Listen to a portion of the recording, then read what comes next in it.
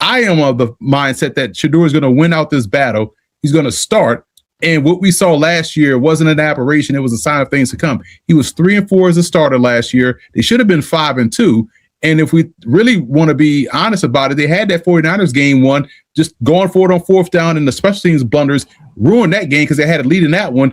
And so he was out there with an NFL Europe roster more so than what the guys in Flacco and Dylan Gabriel started the season with. So now you add all of that talent that they got in free agency and in the draft with a guy that has confidence because Monken wanted him at Georgia, wanted him at Baltimore, and now he has him, and a guy that is feeding off this positive energy and a team that's really good, that was in a lot of ball games all throughout the season. The Browns, I feel like, can win 10 games. Shedeur Sanders could be their starting quarterback, and I feel like all is well in Cleveland.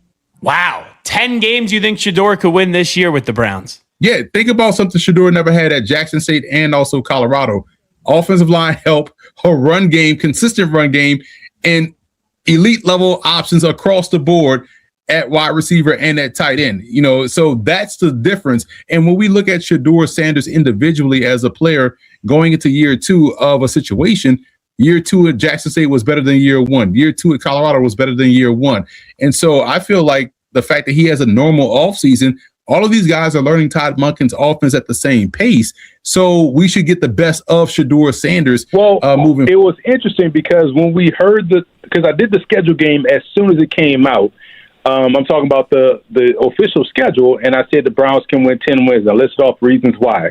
And then in that clip that went viral, I said Miles Garrett. Now, obviously, a couple of weeks later, Miles Garrett gets moved, and so they had me back on to talk about the schedule game again. But what made me go through the schedule and look at it again without Miles Garrett a part of the team was the fact that they got Jared Verse.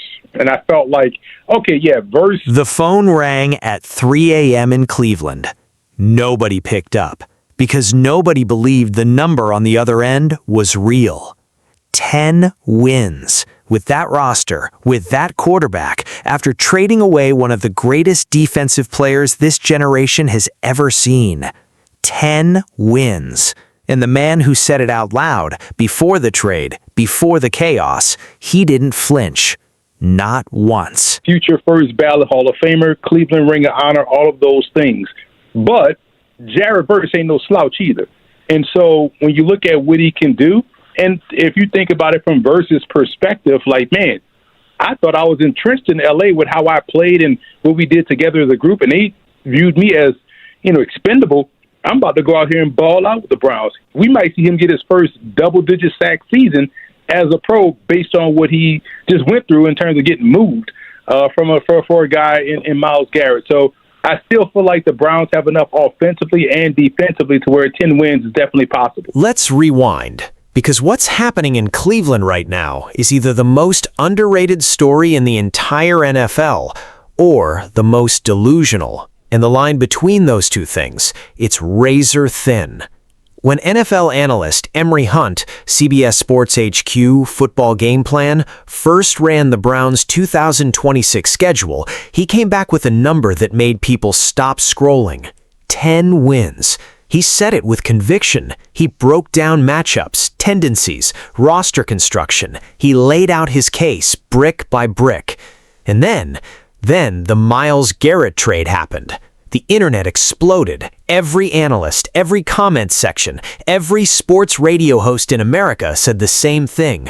Well, there goes that prediction. But Emory Hunt didn't move. He went back through that schedule, line by line, game by game, and when he came out the other side, still 10 wins. How? Why? And what does Shedeur Sanders have to do with all of it? Here's where it gets interesting. The moment Cleveland traded Miles Garrett, a player Emory himself called a first-ballot Hall of Famer, a future Ring of Honor name, an all-time great, the narrative was simple. The Browns were done. Season over before it started. Pack it up. But Emory saw something everyone else missed. Jared Verse. Now, nobody's comparing Verse to Miles Garrett. Don't misread this. Garrett is generational. Garrett is different. But Emory made a point that cut right through the noise. Verse was playing in L.A., proving himself, locked in with a team that apparently looked at him and decided he was expendable. They traded him away from Miles Garrett. You know what that does to a player? It lights a fire that doesn't go out. Emory's take, Jared Verse is coming to Cleveland with something to prove, something personal. And a player with that kind of chip on his shoulder, in the right system, with the right support around him, he might be staring down his first double-digit sack season as a professional.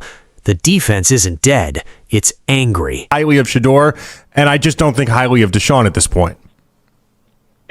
For me, it's with Shedeur starting. And I will say this, it's always fascinating how and I'm not talking about you guys, I'm talking about the people that are on my side of things that kind of pontificate and talk, how disingenuous many people are and how they're looking at this Shedeur thing with disingenuous eyes.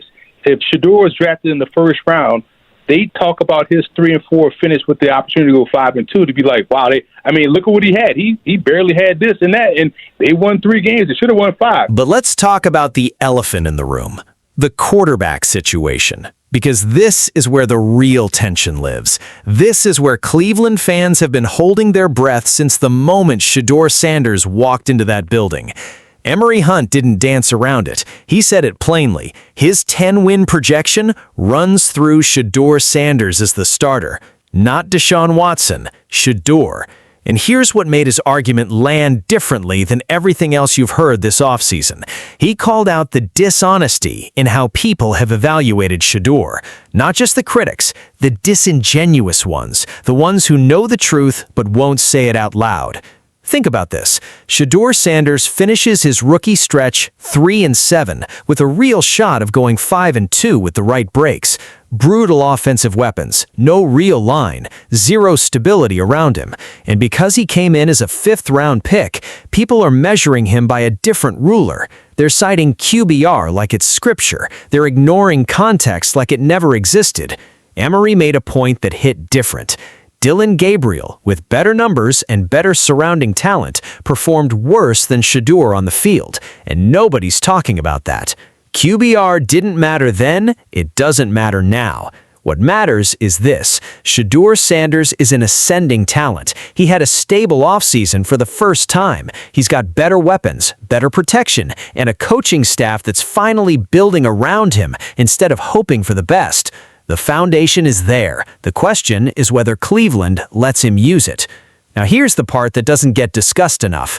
When you take the quarterback out of the equation entirely, when you just ask what happens if Cleveland gets league average QB play out of that spot, nothing more, nothing less, the number still comes back 10 wins. That's how much this roster has changed. Think about where the Browns' offense was just a year ago. Statistically, one of the 3 worst units in the entire NFL. Nearly every major offensive category, bottom of the barrel. It wasn't close. It was embarrassing. Now, they've added real weapons. Guys who can close games. Guys who can win 50-50 balls. Guys who create mismatches just by being on the field. And Emory pointed to one specific player as the key. Not a veteran, not a free agent signing. A rookie, Denzel Boston. The reason Boston matters isn't just what he can do individually, it's what he forces defenses to do. When you put a receiver on the field who can win above the rim, who can dominate short routes and intermediate routes, and go get it deep, defenses have to rotate to him. They have to respect him. They have to spend resources stopping him. Which means Jerry Jeudy gets more one-on-ones. Isaiah Bond gets more space to do what he does. And right now in camp, defenders can't stay with him deep. Casey Conception, Tylan Wallace, Harold Fan, suddenly they're operating in a system where no one defender can be everywhere at once. Emory painted a picture. The pass Shedeur threw to Gage Lorraine in the end zone against Baltimore. Perfectly designed play. Great coverage. Lorraine couldn't make the grab. The game stayed out of reach. Now put Denzel Boston in that spot. He makes that catch. That's the difference between a loss and a tie, between a close game and a statement win, between 7 wins and 10. Everybody having 10 wins. I did that too. I did the schedule game with that. I had everybody with 10 wins, but I could also see the Browns finishing 3rd. The difference between the Browns this year and the Browns last year, I feel like the Browns offense will win them some of these games that they should have won last year. Even going back to when Dylan Gabriel was starting and, Flacco was starting. They were in some of these ball games. They had a great chance. And now you have better skill players, guys that can close the door.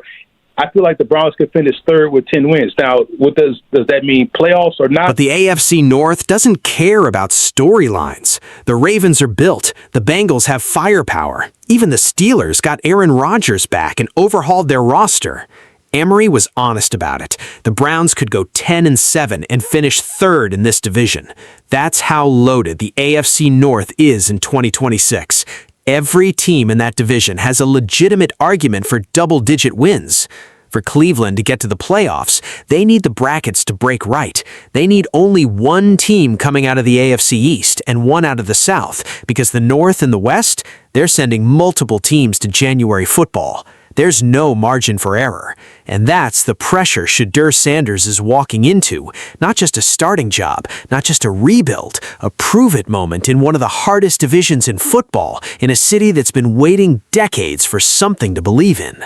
As for Deshaun Watson, Emory hasn't forgotten what that player was before everything, before 2021, back in Houston when he threw the ball like Warren Moon, that smooth, deep stroke, that effortless accuracy down the field.